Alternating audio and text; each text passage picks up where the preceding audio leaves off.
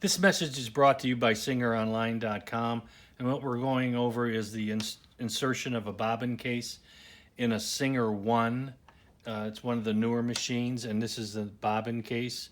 And so when you put or replace your bobbin case, you put the case in the machine, and then when you set the case, you have to make sure that it's butted up against this position bracket right here.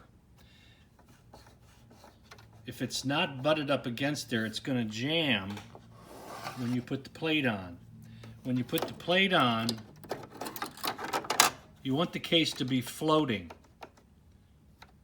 You don't want the case to be tight because the plate sometimes will hold the bobbin case tight.